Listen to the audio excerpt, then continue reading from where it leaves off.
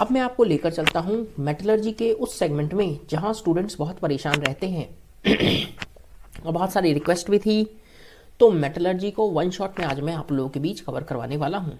ठीक है दोस्तों, देखिए सबसे पहले तो आपको कुछ ओर्स के नाम याद होने चाहिए, जिसमें से बहुत कॉमन है। एक तो cassiterite SnO2, dolomite malachite, calamine, calamine very famous, azurite, ये सब जो कॉमन नाम है ये जरूर याद होने चाहिए। सल्फराइज्ड ओर तो बहुत कॉमन है यार, iron pyrite FeS2, copper pyrite या चाल्कोपाइराइट CuFeS2 याद रखना, galena PbS, copper glance Cu2F, zinc blende ZnS, cinnabar HgS। ये कुछ ओर्स के नाम याद क्यों करने हैं मैं बताता हूँ। मैं इस पूरे वीडियो के अंदर ना खाली थ्योरी पढ़ाऊंगा, अलॉन्ग विद दिस उस पर्टिकुलर सेगमेंट से कैसे कैसे क्वेश्चंस आए हुए हैं या बन सकते हैं वो भी मैं आप लोगों के बीच आज डिस्कस करूंगा इसी वीडियो के अंदर। जैसे JEE एडवांस 2019 में एक क्वेश्चन आया था, देखना कैलामाइन, मेलाकाइट, मैग्नेटाइट और क्रायोलाइट का सिंपल उन लोगों ने फॉर्मूला पूछ लिया। बोलो इससे आसान सवाल कभी देखने को मिलेगा? ऑप्शन सबको पता लग गया। Fourth option calamine zinc carbonate, copper carbonate copper hydroxide की, और malachite magnetite Fe3O4, cryolite Na3AlF6। सीधा आंसर। JEE मीन्स 2019 में फिर क्वेश्चन आया, सिडराइट को मैचिंग करना है, कैलोनाइट, मेलाकाइट, कैलामाइन। अब मैच कर लेना, अब देख लेना जिस चीज़ की जो और है। आंसर मैं बता देता हूँ, फर्स्ट ऑप्शन।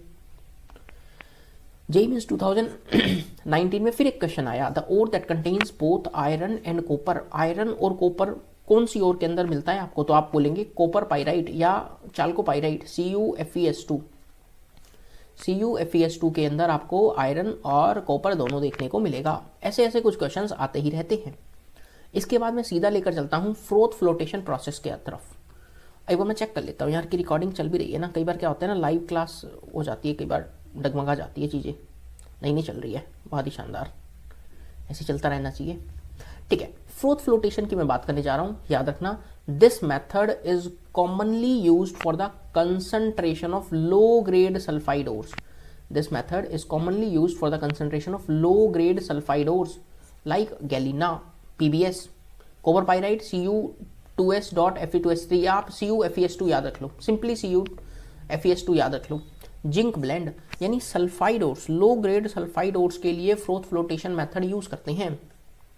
इस प्रोसेस के अंदर कुछ कुछ हम केमिकल रिएजेंट्स यूज करते हैं। जैसे पहले फ्रोथर्स। फ्रोथर्स क्या है? बेसिकली जो फ्रोथ बनता है ना, जो झाग बनता है उसको स्टेबल करने के लिए क्या करते हैं हम? फ्रोथर्स का यूज करते हैं। वो क्या है? एग्जांपल में oils like pine oil, camphor oil, इनका यूज करते हैं। सर ये फ्रोथर्स क्या है? मैं समझा नहीं। अरे दूध पे उबाला दिया है कभी? गैस पे दूध का उबाला दिया है, गैस ऑन होती है तो दूध ऊपर आ जाता है, फिर क्या करते हो? थोड़ा फूंक मारते हो या आप थोड़ा पानी के छींटे मार देते हो। हाँ सर, तो थोड़ा नीचे बैठ जाता है। ठीक इसी तरह जो फ्रोथ बना होगा उसको स्टेबल करने के लिए जो टॉप पर आ गया होगा, हम फ्रोथर्स का इस्तेमाल करते हैं। इसी में एक दो केमिकल रिएजेंट्स और यूज करते हैं। कलेक्ट करने के लिए पोटाशियम और सोडियम इथाइल जेंथेट यूज करते हैं, which is used as collector. ये डायरेक्ट चीजें वो पूछेगा एग्जामिनर। ये डायग्राम है, सिमेटिक डायग्राम है। देखो ये फ्रोथ ऊपर आ गया होगा, आप यहाँ से पल्प ऑफ ऑयल और प्लस ऑयल डाल रहे हैं, रोटेट कर रहे हैं। जैसे वो नहीं था बेलन, क्या बोल रहा मैं उसको, और राई वो जिससे वो बेलते हैं लस्सी वगैरह। ठीक इसी तरह ये रोटेटिंग व्हील है, ये रोटेटिंग पेडल है। Paddle draws in air and stirs the pulp. घुमाते हैं और फ्रोथ ऊपर आकर कलेक्ट हो जाता है। ये बाहर ना निकले इसके लिए हम फ्रोथर डाल देते हैं, और उनको कलेक्ट करने के लिए आप कलेक्टर्स का यूज करते हैं। ये बेसिकली फ्रोथ फ्लोटेशन में जो सबसे महा इंपॉर्टेंट चीज आपको याद रखनी है वो क्या है कि generally used for sulphide ores. आगे चल रहा हूं और यूं मान लो जब मेटलर्जी से सवाल आया है तो ये वो साइनाइड प्रोसेस है कि जहां सवाल आया ही आया है। मतलब कुछ आए ना आए, साइनाइड प्रोसेस तो आएगा ही आएगा। ये वो बहुत खास खूबसूरत प्रोसेस है, तो प्लीज इसको देख कर जाना। मैं पढ़ा देता हूं, इस पे क्वेश्चंस कैसे कैसे आए हैं वो भी बताऊंगा। Cyanide process in the metallurgy of silver and gold, exclusively used for silver and gold. Respective metal ore is leached with dilute solution of KCN or NaCN in presence of air या O2, in which metal is obtained later by displacement with zinc scrap। क्या बोल रहा है ये? आपके पास एक metal है, metal क्या है? गोल्ड हो सकता है या सिल्वर हो सकता है, सोना चांदी है। साइनाइड के साथ, साइनाइड प्रोसेस क्यों बोला है, क्योंकि साइनाइड के साथ ट्रीट करवाते हैं इन प्रेजेंस ऑफ एयर। O2 क्या है, एयर। तो एक कॉम्प्लेक्स बनता है कोऑर्डिनेशन नंबर 2 वाला, आई होप आप देख पा रहे होंगे, MCN2। कोऑर्डिनेशन नंबर 2 वाला कॉम्प्लेक्स को जिंक के साथ डिस्प्लेस करवाया जाता है, जिंक कोऑर्डिनेशन नंबर 4 का कॉम्प्लेक्स बनाएगा और मेटल ऑब्टेन्ड हो जाएगा। भाई बहुत इंपॉर्टेंट है, इसी प्रोसेस का एक नाम हो रहा है मैकआर्थर प्रोसेस। क्या नाम है, मैकआर्थर प्रोसेस। क्या बोल रहा हूं मैं बोल रहा हूं कि मेटल को सबसे पहले आप साइनाइड के साथ ट्रीट करवाते हैं इन presence of air, coordination number 2 का कॉम्प्लेक्स बनाता है, फिर उसको जिंक के साथ डिस्प्लेस करवाते हैं, कोऑर्डिनेशन नंबर 4 का कॉम्प्लेक्स बनाएगा, जिंक और मेटल बाहर। साइनाइड प्रोसेस महा इंपॉर्टेंट, मैं जितनी बार वेरी वेरी वेरी वेरी लिखूं उतना कम। कैल्सिनेशन, छोटी छोटी बातें हैं।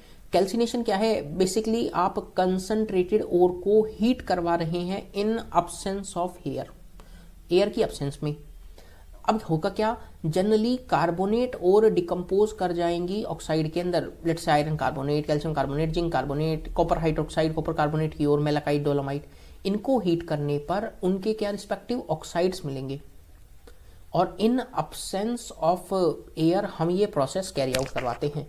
तो calcination is done in absence of air. क्या, किस किस के लिए, या तो आपके पास कार्बोनेट होना चाहिए, क्या होना चाहिए, कार्बोनेट होना चाहिए, या फिर आप हाइड्रेटेड ऑक्साइड भी कैल्सिनेशन के अंदर जाएंगे। जैसे वाटर ऑफ क्रिस्टलाइजेशन है, जैसे आयरन का ऑक्साइड .3H2O, लिमोनाइट बोल देते हैं, हीट करने पर ऑक्साइड मिला, पानी बाहर। बॉक्साइट है Al2O3.2H2O, एलुमिना बाहर, Al2O3 alumina plus 2 molecules of water. ठीक है सर। अब साइनाइड पे प्रोसेस पे आए हुए सवाल तो देखो, जेई 2003 के सवाल देखो, मैं बहुत सारे सवाल कराऊंगा, टेंशन ही मत करो। सवाल देखना क्या आया था, in the process of extraction of gold, gold की एक्सट्रैक्शन की बात कर रहे हैं। हर स्टूडेंट के माइंड में एक चीज आ जानी चाहिए कि साइनाइड प्रोसेस की बात हो रही है। गोल्ड ओर को साइनाइड के साथ ट्रीट करवाया इन प्रेजेंस ऑफ O2, एक्स क्या है, कोऑर्डिनेशन नंबर 2 वाला, नो डाउट आप एक्स बोलेंगे, कोऑर्डिनेशन नंबर 2 का कॉम्प्लेक्स AuCN2-, उसको जिंक के साथ डिस्प्लेस करवा रहे हैं। तो क्या आप मेरे को भाई बताएंगे क्या है, सर गोल्ड तो बाहर आ गया तो जिंक कोऑर्डिनेशन नंबर 4 वाला कॉम्प्लेक्स बनाया होगा, ZnCN4-2-। तो एक्स और वाई क्या, ए ऑप्शन नजर आता है, क्या एक्स और वाई ए ऑप्शन नजर आता है। 3 नंबर का सवाल खत्म। 2008 में फिर सवाल आया, जेई में ही देखो, जेई एडवांस में कौन कहता है क्वेश्चन रिपीट ना होते, देख लो सबूत है। 2003 का सवाल 2008 में, रुकेगी नहीं ये घड़ी, बहुत लंबी चलेगी देखना, अरे बहुत फेवरेट है टॉपिक जेई का। Native silver metal forms a water soluble complex with a dilute aqua solution of NaCN in presence of, देखो डाइल्यूट बोल दिया तो पानी मौजूद है, NaCN है, तो और क्या चीज थी सर, मेटल थी, साइनाइड था, वाटर था और एयर थी। एयर, ये O2 कहां से आ रही है, एयर से। फिर कोऑर्डिनेशन नंबर 2 का कॉम्प्लेक्स बनाया था MnCN2-। अच्छा, तो इन प्रेजेंस ऑफ ऑक्सीजन रिएक्शन हो रही है, हाँ बिल्कुल भाई हाँ, नाइट्रोजन ना, CO2 ना, आर्गन ना, ऑप्शन एलिमिनेशन कर लेते। जेई 2008, जेई 2012, ये घड़ी रुकी नहीं है। ये साइनाइड प्रोसेस उन बेशर्मों ने इतनी बार पूछ लिया कि स्टूडेंट भी कहता है भैया अब तो हमें रट गई है एक एक चीज। साइनाइड प्रोसेस में बदल बदल के बहुत चीजें पूछी। देखो, in cyanide extraction process of silver from argentite और सिल्वर की ओर, the oxidising and reducing agent कौन कौन है। भाई O2 क्या कर रहा है, O2 सामने वाले को ऑक्सीडाइज कर रहा है। सर कैसे, हमें नहीं दिखा, अरे हम दिखाते हैं ना, देखो O2 इसको ऑक्सीडाइज कर रहा है, और जिंक यहाँ पर जो कोऑर्डिनेशन कॉम्प्लेक्स है, कॉम्प्लेक्स कंपाउंड है जो +1 ऑक्सीडेशन स्टेट में, उसको 0 पे ला फेंका, यानी ये रिड्यूसिंग एजेंट की तरह काम कर रहा है। जिंक रिड्यूसिंग एजेंट की तरह काम कर रहा है, ऑक्सीजन ऑक्सीडाइजिंग एजेंट की तरह, ऑक्सीजन ऑक्सीडाइजिंग एजेंट की तरह है, जिंक रिड्यूसिंग एजेंट की तरह है, देख लो। और एक छोटी सी इन्फॉर्मेशन मैं बता देता हूँ, जिस भी स्टूडेंट को मुझसे कनेक्ट होना है तो आप मेरे टेलीग्राम ग्रुप के थ्रू कनेक्ट हो सकते हैं, जिसका लिंक मैंने वीडियो के डिस्क्रिप्शन में डाल रखा है, आप टेलीग्राम ग्रुप के थ्रू कनेक्ट हो सकते हैं। जेई एडवांस 2019 सवाल देख रहे हो, साइनाइड प्रोसेस IIT में ही कितनी बार आया हुआ है। थोड़ा गला खराब है। 2000 2003, 2008, 2012, 2019, 12 था या 13 था वो, 12। देख रहे हो 2019, अरे लास्ट ईयर ही, कोई बहुत लंबी चौड़ी बात नहीं कर रहा मैं। देखो, cyanide process of gold extraction involves leaching out gold from its ore with cyanide ion in presence of Q. Q क्या है बताओ? O2 to form are. Are क्या बनाता है? कोऑर्डिनेशन नंबर 2 का कॉम्प्लेक्स बनाता है। सर ये तो कोऑर्डिनेशन नंबर 4 का हो गया, यानी आर ये नहीं है। आर को ट्रीट कर रहे हैं टी के साथ। सर किसके साथ डिस्प्लेस करवाते थे? जिंक के साथ। और to obtained gold and Z. Z क्या था? कोऑर्डिनेशन नंबर 4 वाला। मल्टीपल करेक्ट में पूछा, 2, 3, 4 इसके करेक्ट आंसर हो गए, 2, 3, 4 इसके करेक्ट आंसर हो गए। अरे आप देख तो पा रहे हैं, ये तो जेई की बात रही। अरे मेडिकल में भी आता है, देखो मेडिकल में कैसे कैसे आता है। Silver is obtained by an, ये complex by reaction with iron, sodium, zinc, gold. सारी दुनिया को पता है डिस्प्लेसमेंट जिंक के साथ ही करवाते हैं। नीट 2017 फिर आया। अरे मतलब ये टॉपिक इतना फेमस है ना, क्या बताऊं, कितनी बार तो सवाल आ लिए। मैं तो प्रूफ के साथ बातें कर रहा हूँ, हवा में तीर नहीं चला रहा। Extraction of gold and silver involves leaching with CN। Silver is later recovered by displacement with zinc. देख लो भाई देख लो, मैं थक गया अब तो इस टॉपिक पे सवाल करवा के, बट वो लोग पूछने वाले ना थक रहे। देखो कितनी बार सवाल पूछ चुके हैं, अरे देखो कितनी बार सवाल पूछ चुके हैं। देख लो यार, चल रहा है ना। मेरे को कभी डर लगता है कि कई बार क्या होता है ना, मैं रिकॉर्ड कर लेता हूँ, बाद में फिर पता लगता है डिस्कनेक्ट हो गया, फिर मेरे को बहुत गुस्सा आती है। हमने बात की साइनाइड प्रोसेस और कैल्सिनेशन की, अब बात कर रहे हैं रोस्टिंग की। रोस्टिंग भी थोड़ा सा इंपॉर्टेंट है, देखना। Roasting is a process of heating the concentrated ore, generally sulphide ore. Calcination में आपने उस ओर को in absence of air heat करवाया था जहां पहले ही ऑक्सीजन थी। अब तो सल्फाइड ओर है जिनके पास ऑक्सीजन नहीं है, तो आप खुले में बहुत सारी ऑक्सीजन, एक्सेस ऑफ एयर या ऑक्सीजन रिएक्शन करवाएंगे बिलो इट्स मेल्टिंग पॉइंट। और जनरली रोस्टिंग क्या है? एक्सोथर्मिक प्रोसेस है। ये एक बार स्टार्ट हो जाएगी तो आपको एडिशनल हीटिंग देने की जरूरत नहीं है। अब देखो, मॉडरेट टेम्परेचर पे और हाई टेम्परेचर पे ये रोस्टिंग भी अलग अलग टेम्परेचर पे कैरी आउट करवाई जाती है। यदि मॉडरेट टेम्परेचर पे मैं रोस्टिंग करवाता हूँ, रोस्टिंग करवाने का मतलब क्या समझे आप? सर हम रोस्टिंग करवाने का मतलब ये समझे हैं कि ओर को इन प्रेजेंस ऑफ ऑक्सीजन ट्रीट करवाओ। हाँ, क्या ये रिएक्शन मैंने पूछी हुई है? हाँ, गैलिना, पीबीएस क्या, गैलिना की ऑक्सीजन के साथ रिएक्शन करवाते हैं तो लेड का ऑक्साइड प्लस SO2 बनता है। गैलिना की O2 के साथ 2 मोल O2 के साथ कंबाइन करके वो सल्फेट भी बना लेता है। इसी तरह जिंक सल्फाइड O2 के साथ रिएक्शन करके जिंक का ऑक्साइड प्लस SO2 बनाएगा। ये तो मॉडरेट टेम्परेचर पे रोस्टिंग की हम बात कर रहे हैं। वहीं रोस्टिंग हाई टेम्परेचर पे हो रही हो तो देखना क्या होगा।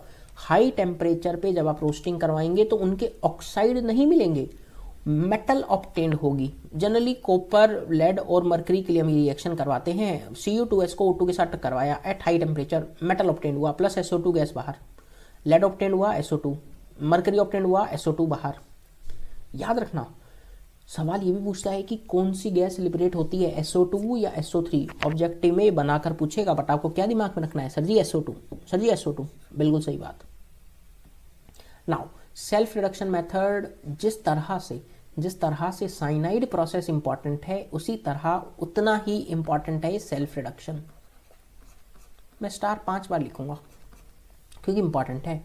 This method is also called auto reduction method. इसी मेथड को क्या बोलते हैं? ऑटो रिडक्शन मेथड या एयर रिडक्शन मेथड।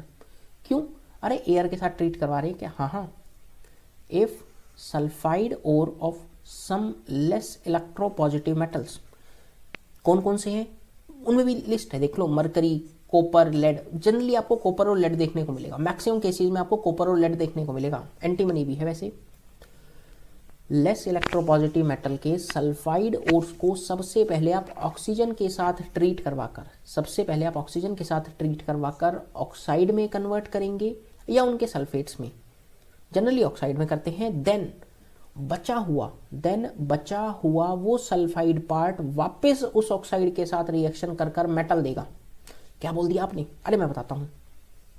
मरकरी का सल्फाइड है मर्क्यूरिक सल्फाइड HgS, ऑक्सीजन के साथ रिएक्शन करवाकर ऑक्साइड बनाया प्लस SO2।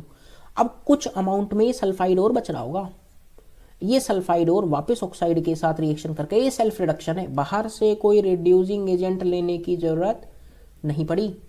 उसी का ऑक्साइड ने सल्फर के साथ, सल्फाइड और के साथ रिएक्शन कर कर मरकरी ऑब्टेन हो गया प्लस SO2 गैस बाहर। इसी तरह देखो Cu2S ऑक्सीजन के साथ रिएक्शन करके copper oxide plus SO2, copper oxide वापस Cu2S के साथ रिएक्शन कर कर कॉपर देगा। सर ठीक इसी तरह लेड वाली भी रिएक्शन है क्या? हाँ हाँ बिल्कुल, PbSO2 के साथ रिएक्शन कर कर लेड का ऑक्साइड प्लस SO2, लेड का ऑक्साइड सेल्फ रिडक्शन में जाता है, लेड ऑब्टेन करता है प्लस SO2 गैस बाहर। आई होप आप सीख गए होंगे, डायरेक्ट सवाल बनते हैं।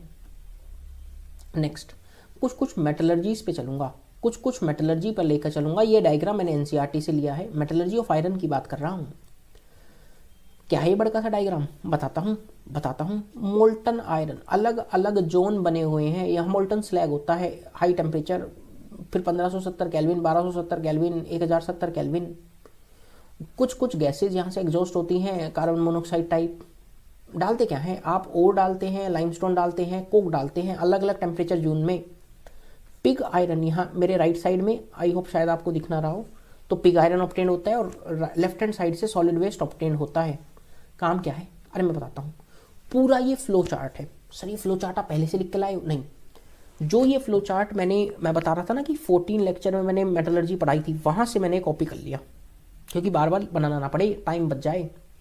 समझा मैं आपको देता हूँ, देखना, पॉइंटर लेना पड़ेगा, pointer.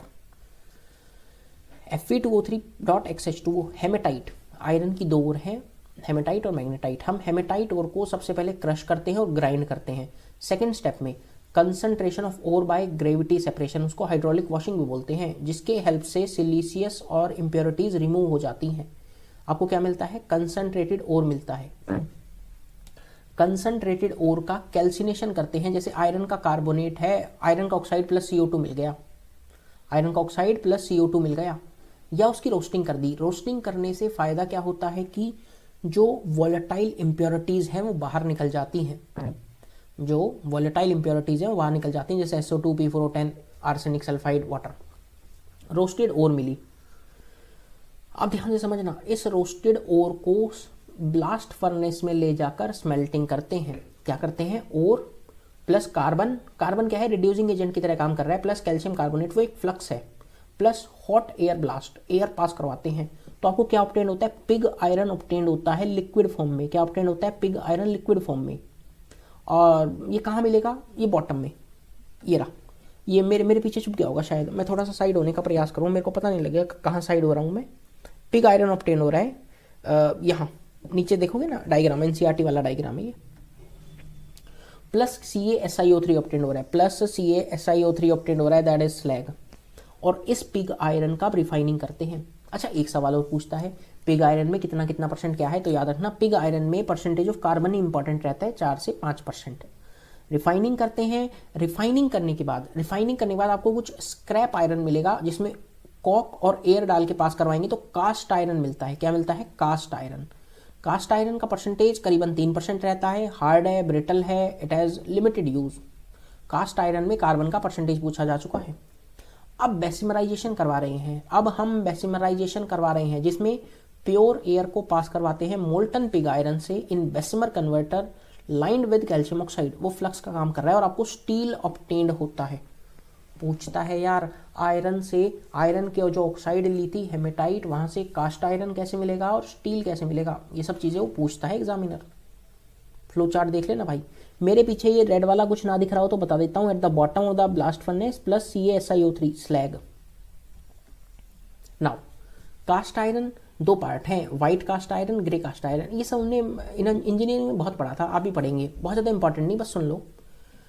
Contains impurities of cementite, और दूसरा है grey cast iron, contains impurities of graphite. Cast iron 2 part, grey cast iron, white cast iron.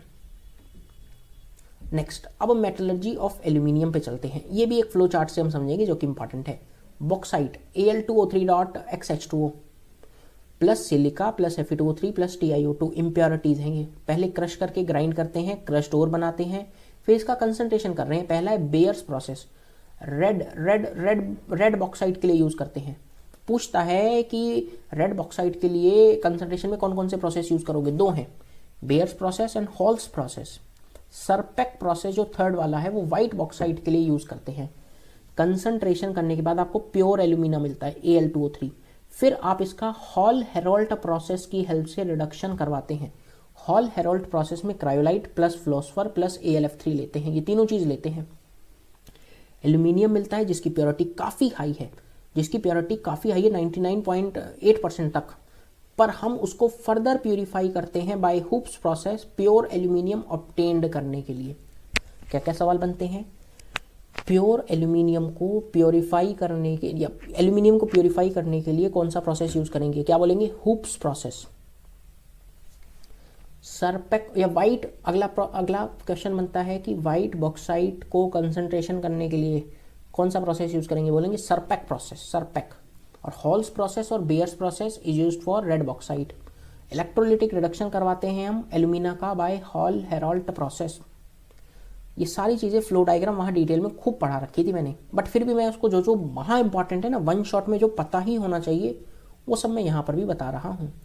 Red bauxite plus Na2O3 fuse करवाते हैं, सोडियम मेटाल्यूमिनेट मिला, वाटर डाल के CO2 डाला, एल्यूमिनियम हाइड्रोक्साइड, फिर हीट करते हैं तो प्योर एल्यूमिना ऑब्टेन होता है। ये क्या है, halls process for concentration of red bauxite. ठीक है, ये पूछ लेता है इनिशियली आप किसके साथ फ्यूज़ करवाते हैं, तो आप बोलना सोडियम कार्बोनेट के साथ।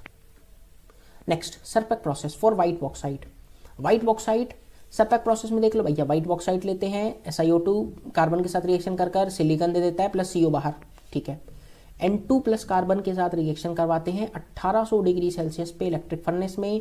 एल्यूमिनियम है उसके अंदर, तो एल्यूमिनियम नाइट्राइड बना लेता है। एल्यूमिनियम नाइट्राइड का हाइड्रोलिसिस करते हैं तो एल्यूमिनियम का हाइड्रोक्साइड प्लस अमोनिया गैस बाहर, और एल्यूमिनियम हाइड्रोक्साइड को हीट कर एल्यूमिना ऑब्टेन्ड कर लेंगे।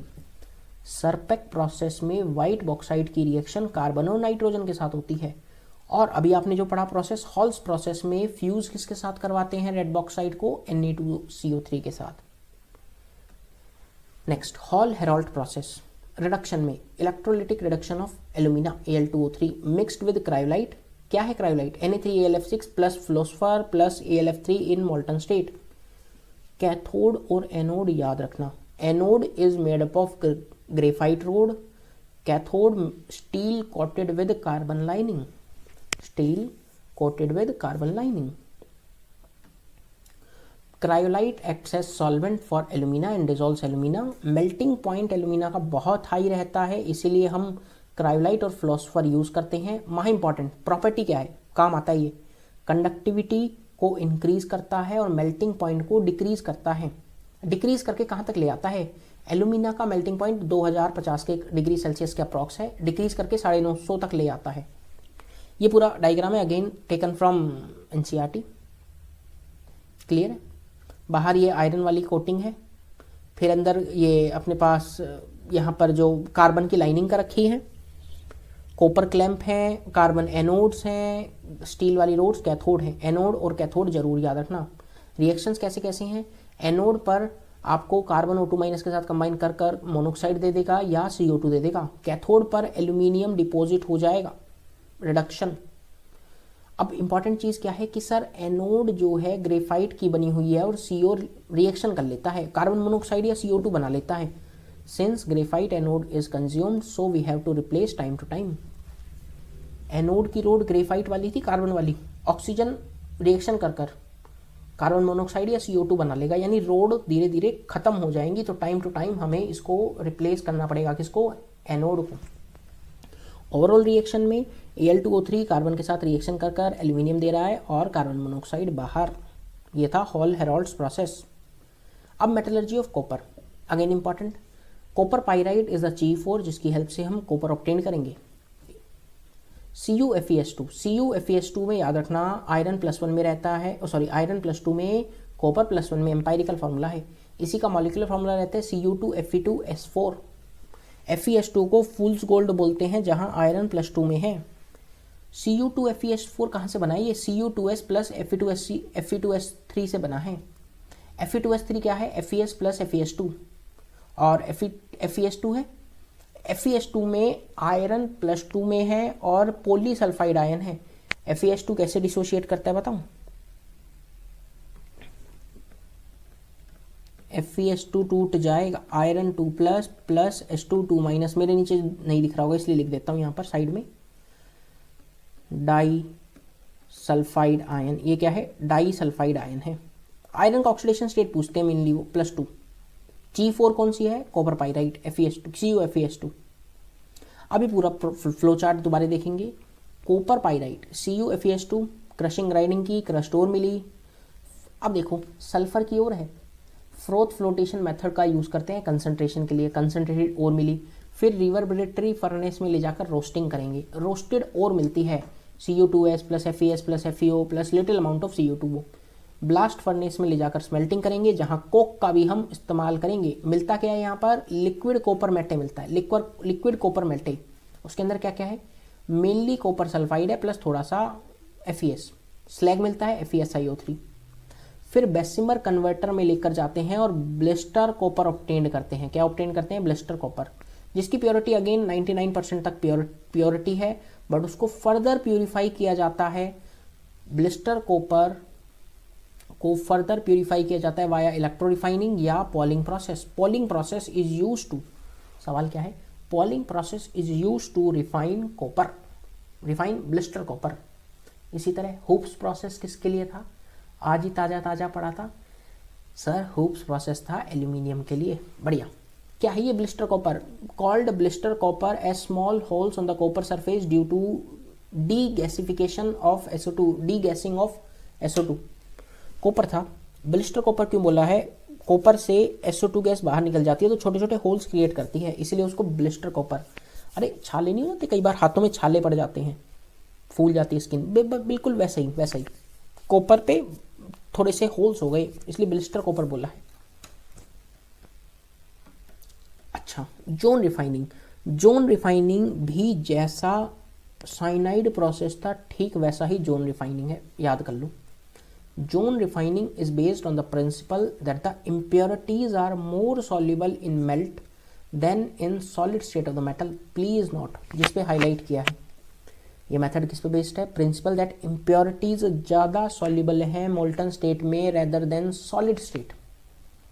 ठीक है, काम क्या है? This method is used for producing semiconductor and other metals of very high purity. Very high purity के सेमीकंडक्टर्स ऑब्टेन करने के लिए जोन रिफाइनिंग यूज करते हैं। Germanium, silicon, boron, gallium, thallium, indium, ये सब हम एग्जाम्पल्स हैं जोन रिफाइनिंग के लिए। प्रोसेस कैसे, मैं थोड़ा सा समझा देता हूँ। जोन रिफाइनिंग, मान लो ये जो मेरा पेन है ना, जो मेरा मार्कर है, मान लो ये रोड है। क्या है? रोड है, जर्मेनियम की रोड है, इम्प्योरिटी है इसके अंदर। अब मैं क्या ला रहा हूँ? लेट्स से मेरी रिंग है, देखना ये एक सर्कुलर हीटर है बहुत हाई टेम्परेचर वाला। अब मैं जब इतने पार्ट से इसको पास करवा रहा हूँ, देखना इतने पार्ट से मैं इसको पास करवा रहा हूँ, जब इतने पार्ट से पास हुई तो हाई टेम्परेचर के कारण इम्प्योरिटीज जो थी वो मेल्ट हो गई, और धीरे धीरे आगे ले जाता हूँ तो सारी इम्प्योरिटीज कलेक्ट हो जाती हैं एक एंड पर, और आपको प्योर रोड मिलती है। अब इस डायग्राम को थोड़ा सा समझेंगे। ये एक सर्कुलर हीटर था, इम्प्योर रोड थी। ये क्या थी? Impure road. जब आपने सर्कुलर हीटर को इस एरिया से पास करवाया तो आप देखेंगे कि मोल्टन जोन मिल गया जहां इम्प्योरिटीज हैं। और ये प्रिंसिपल किस पे बेस्ड है? कि इम्प्योरिटीज ज़्यादा सॉल्युबल हैं रेदर देन सॉलिड स्टेट, मेल्टन फॉर्म में ज़्यादा सॉल्युबल हैं। तो आप रोड को लेफ्ट से राइट लेकर जा रहे हैं, तो इतना पार्ट रिफाइन हो गया क्या? ये सारी इम्प्योरिटीज गायब। इतने पार्ट में इम्प्योरिटीज हैं, बट सर्कुलर हीटर आएगा तो सारी इम्प्योरिटीज खींच ले जाएगा लास्ट तक। यहाँ पर सारी इम्प्योरिटीज कलेक्ट हो गई, रोड को काट दो प्योर रोड मिल जाएगी। क्लियर है? फ्रैक्शनल क्रिस्टलाइजेशन मेथड भी बोल देते हैं। क्वेश्चन कैसा आएगा? क्वेश्चन पढ़ो कि जोन रिफाइनिंग प्रोसेस किस प्रिंसिपल पे बेस्ड है। खुले में बताना यार कि इम्प्योरिटीज की जो सॉल्युबिलिटी है वो मोल्टन स्टेट में ज़्यादा है rather than solid state. Answer. और देखो, zone refining is used for silicon, germanium, gallium, all of the above.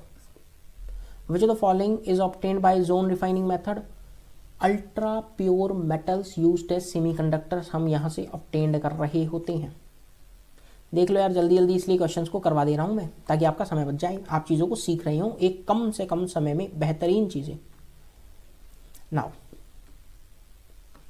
अब इलेक्ट्रो रिफाइनिंग ऑफ मेटल देख लो यार, यूज्ड फॉर कॉपर जिंक निकल इन एक्वस सॉल्यूशंस, और एल्यूमिनियम को मोल्टन स्टेट में use करते हैं रिफाइनिंग के लिए हुप्स प्रोसेस।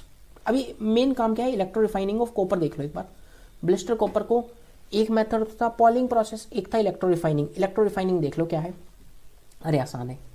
इम्प्योर वाली जो कॉपर रोड है, इम्प्योर वाली जो कॉपर रोड है उसको एनोड बनाते हैं, प्योर वाले को कैथोड बनाते हैं, क्योंकि कैथोड पर होता है रिडक्शन। एक्वस कॉपर सल्फेट लिया जाता है, लास्ट में इम्प्योरिटीज सेटल डाउन हो जाती हैं जिसको एनोड मड बोला जाता है, बाई प्रोडक्ट है।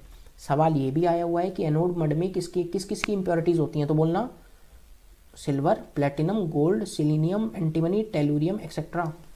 ये है साइड प्रोडक्ट, है बाई प्रोडक्ट, बट बेकार नहीं है क्योंकि इसमें सोना चांदी है, फेंक मत देना भाई, सोना चांदी है फेंक मत देना। और आई थिंक ये इलेक्ट्रो रिफाइनिंग ऑफ कॉपर आपने इलेक्ट्रोलिसिस में भी पढ़ा होगा, जहां में मेटल इलेक्ट्रोकेमिस्ट्री में पढ़ाया होगा, बिल्कुल पढ़ाया होगा, इलेक्ट्रोकेमिस्ट्री में भी आता है ये कॉन्सेप्ट। याद क्या रखना है, इम्प्योर वाले पार्ट को एनोड बनाते हैं, प्योर वाले पार्ट को कैथोड बनाते हैं। नाउ क्या क्या रिएक्शंस होती हैं, कैथोड पर रिडक्शन होता है, कॉपर 2+ रिड्यूस कर जाता है कॉपर में, एनोड पर ऑक्सीडेशन, तो इम्प्योर वाला जो कॉपर है वो ऑक्सीडाइज हो जाएगा कॉपर 2+ में। हुप्स प्रोसेस में एल्यूमिनियम को प्योर करने का प्रोसेस है, कैथोड क्या है प्योर एल्यूमिनियम, एनोड क्या है इम्प्योर एल्यूमिनियम। कैथोड वाली रोड पर प्योर रोड लगाना, इम्प्योर वाले को एनोड पर लगाना, क्यों? क्योंकि कैथोड पर रिडक्शन होता है भाई, रिड्यूस ही तो करवाना है, मेटल ही तो ऑब्टेन करना है, तो उसको कैथोड पर ही तो रखोगे। इलेक्ट्रोलाइट क्या यूज करते हैं, Bf2 + Na3Alf6 + NaF sodium fluoride. Reactions देख लो, एनोड पर ऑक्सीडाइज हो गया, कैथोड पर रिड्यूस हो गया। आई होप मतलब ठीक ठाक लेवल पे आप देख पा रहे होंगे, आई होप ठीक ठाक लेवल पे आप देख पा रहे होंगे। देखो भैया ये एनोड है, इम्प्योर एल्यूमिनियम एनोड, कार्बन की लाइनिंग कर रखी है, ग्रेफाइट रोड्स कैथोड की तरह बिहेव कर रही हैं, प्योर एल्यूमिनियम जहां ऑब्टेन होगा वो कैथोड होगी भैया। इलेक्ट्रोलाइट ये रहा। वेपर फेज रिफाइनिंग, छोटे छोटे प्रोसेस हैं बट इंपॉर्टेंट हैं। पहला Mond's process used for refining nickel as well as iron, nickel and iron, iron भी लिख लो, निकल एंड आयरन, ठीक है। इम्प्योर निकल बहुत कॉमन है यार, ये रिएक्शन बहुत बार पूछी जा चुकी है। निकल का रिएक्शन कार्बोनिल के साथ करवाते हैं, 50 डिग्री पर टेट्रा कार्बोनिल निकल मिलता है, हाई टेम्परेचर पे हीट करवा देते हैं तो इम्प्योर निकल प्योर निकल में कन्वर्ट हो गया। कोऑर्डिनेशन में बता देते हैं ये तो। When Arkel process is used for boron, titanium, zirconium, bismuth. Titanium zirconium हर बार बच्चा याद रख लेता है बट बोरोन और बिस्मथ याद ना कर पाता, ये भी इंपॉर्टेंट है। आयोडाइड ही क्यों बनाते हैं इनके आयोडाइड इसलिए बनाते हैं क्योंकि थर्मली लेस स्टेबल है और आसानी से ऑब्टेन्ड, टूट जाएगा वो कंपाउंड और आयोडाइड मिल जाएगा, मतलब प्योर एलिमेंट मिल जाएगा। देखना कैसे, टाइटेनियम इम्प्योर वाला था, आयोडीन के साथ ट्रीट करवाया, TiI4 बनाया, फर्दर और हीट किया टंगस्टन फिलामेंट पे तो टाइटेनियम प्योर वाला ऑब्टेन्ड हो गया, आयोडीन बाहर। इस आयोडीन को फर्दर रीयूज किया जाता है और टाइटेनियम को प्योर करने के लिए। वेन आर्कल मेथड है, we use iodides as metal iodine bond is weak easily decomposes, common sense.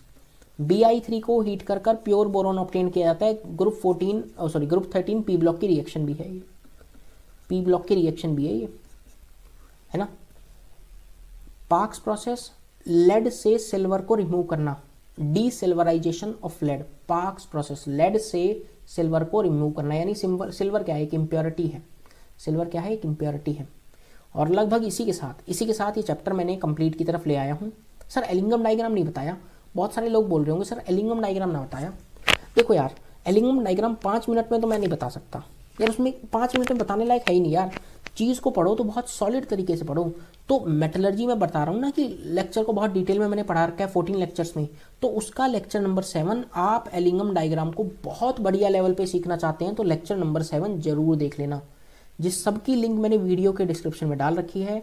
आप metallurgy lecture number 7 Ellingham diagram जरूर देखना यदि आप एलिंगम डायग्राम पढ़ना चाहते हैं। बहुत सॉलिड ढंग से मैंने बहुत अच्छे से पढ़ा रखा है, प्लीज़ आप वहाँ से जरूर देख लेना। बाकी सारे इंपॉर्टेंट एस्पेक्ट्स मैंने इस लेक्चर में कवर कर लिए हैं regarding the metallurgy. I hope ये मेटलर्जी का 1 शॉट आपको बहुत पसंद आया होगा। और फिर से बता देता हूँ कि भैया लगभग सारे 1 शॉट मैं पढ़ा देता हूँ अपने ही चैनल पे, तो प्लीज़ आप इनको भी देख सकते हैं, ये आपके काम आएंगे। प्रैक्टिकल ऑर्गेनिक केमिस्ट्री बहुत फेमस है, बहुत इंपॉर्टेंट। ऑर्गेनिक के सारे रिएजेंट्स मैंने एक वीडियो में कवर कर रखे हैं, वो भी जरूर देख कर जाना। अपने जेई और नीट एग्जाम से पहले उन सब वीडियोस को जरूर देख कर जाना। पीओसी हो गया, organic in one shot, P block in one shot, D and F in one shot, ये सब काम आएंगे यार, आधे आधे घंटे में निपट जाता है, काम आएंगे पढ़ने में। ठीक है दोस्तों, फिर मिलते हैं अपन नेक्स्ट वीडियो में। आई होप ये सेशन पसंद आया होगा, तो subscribe to my channel. This is your all time favourite Anirudh Walia. फिर मिलते हैं नेक्स्ट लेक्चर में। Till then stay safe, bye bye, take. तो आपने अभी तक पूरा वन शॉट में तो मेटलर्जी पढ़ लिया है। लाओ कुछ क्वेश्चंस के थ्रू इसकी प्रैक्टिस और कर लेते हैं। जैसे पहला क्वेश्चन आपका और के नेम पे बेस्ड है। ध्यान से सोचो, ध्यान से सोचो। तो ए का match, siderite is nothing but iron carbonate. Calamine बहुत शानदार, बहुत इंपॉर्टेंट, जिंक कार्बोनेट। डी का मैच 4 से क्या एक ही ऑप्शन बैठ रहा है क्या? अब मेलाकाइट की मैचिंग बी का मैच 2 से, सल्फाइड इज जिंक सल्फाइड। तो एक ही ऑप्शन बैठेगा क्या यहाँ पे, विच इज फर्स्ट ऑप्शन। अगला क्वेश्चन देखो, बहुत बहुत इंपॉर्टेंट, अभी थ्योरी पढ़ाते समय भी 1000 बार कहा, महा इंपॉर्टेंट। कहता है कि cyanide salt, use of cyanide salt is not commonly involve. भाई साइनाइड प्रोसेस जो था, ध्यान से सोचो, साइनाइड प्रोसेस या MacArthur process, MacArthur process, आप वो गोल्ड और सिल्वर के लिए करवा रहे थे क्या? गोल्ड और सिल्वर के लिए, जिसमें आप डिस्प्लेसमेंट करते थे जिंक के साथ, क्या उसमें कहीं कॉपर का काम है क्या? नहीं। तो कॉपर ही आप लोगों का आंसर हो जाएगा। अभी थ्योरी पढ़ाते समय पूरा सेशन में, उस 40 मिनट के सेशन में मैं यही बोल रहा हूँ बार बार कि साइनाइड प्रोसेस बहुत इंपॉर्टेंट, बहुत इंपॉर्टेंट। उसी पे बेस्ड क्वेश्चन। और देखो, कहता है कि डिप्रेसेंट का काम क्या है। पहली बात, फ्रोथ फ्लोटेशन मेथड में डिप्रेसेंट का काम क्या है? मान लो दो ओर्स हैं, मान लो दो सल्फाइड ओर्स हैं, जिंक सल्फाइड और पीबीएस, अभी पढ़ के भी आ रहे हैं फ्रोथ फ्लोटेशन पूरा। जिंक सल्फाइड पीबीएस, किसी एक का पहले फ्रोथ बनाना है तो दूसरे को डाउन करना पड़ेगा क्या? तो आप क्या करते हैं, किसी एक कंपोनेंट का जब फ्रोथ बनाना है और दूसरे को डाउन करना है, उसको डिप्रेस करना है, तो आप डिप्रेसेंट का यूज करते हैं। यही पहले ऑप्शन में लिखा है, selectively prevent one component of the ore from coming to the froth. Point समझ रहे हैं आप? बहुत शानदार, बहुत इंपॉर्टेंट पॉइंट, जरूर ध्यान रखना। और लाइफ में आप कभी डिप्रेस मत होना, आप कभी डिप्रेस मत होना। और जरूर डिप्रेशन डालने से एक सल्फाइड जरूर डिप्रेस हो सकता है, बट आप नहीं। नाउ, ये भी क्वेश्चन अच्छा है, बढ़िया क्वेश्चन। कह रहा है कि number of those present in copper matte, copper matte के अंदर कौन कौन है। ये पूछना चाह रहा है कि यार कॉपर मैटे के अंदर कौन कौन है। तो दोस्त, कॉपर मैटे के अंदर मेनली कॉपर सल्फाइड रहता है और आयरन का सल्फाइड। मेनली ये 98% रहता है और ये लगभग 2% रहता है। इसके अंदर तो एक ही है क्या, बी? अब वो बी नहीं पूछ रहा, नंबर पूछ रहा है। तो नंबर कितना हो जाएगा दोस्त? 1। कॉपर मैटे कंटेन्स मेनली कॉपर सल्फाइड। ठीक है। हॉल हेरोल्ड प्रोसेस में क्या यूज करें जिससे Al2O3 रिड्यूस हो जाए? Al2O3 को रिड्यूस करके एल्यूमिनियम में भेजना है।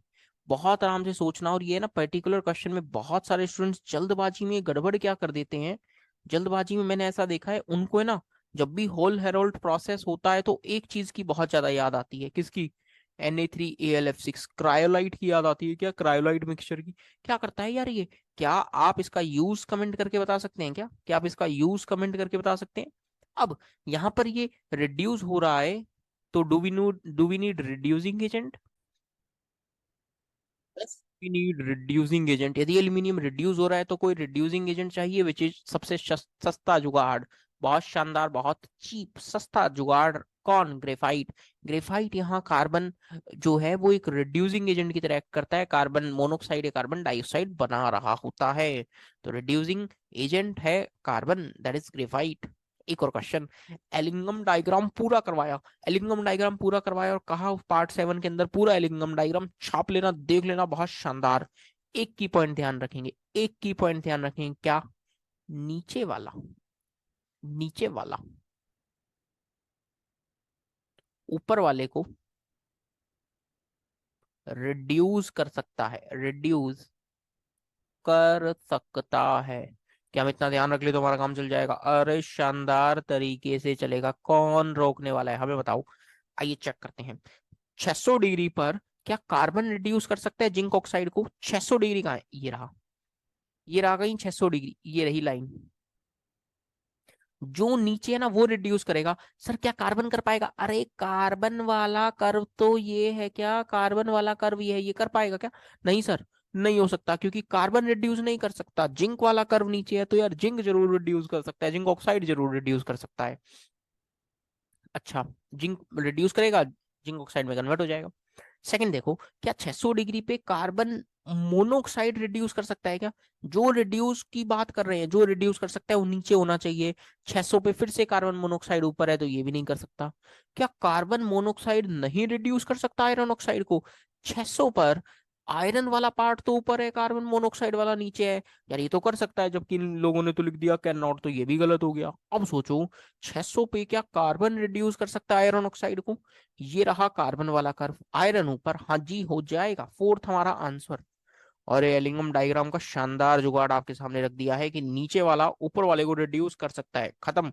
कैसा ही दुनिया का क्वेश्चन आए, आप एलिंगम डायग्राम के सारे क्वेश्चन बहुत शानदार तरीके से बना पाएंगे।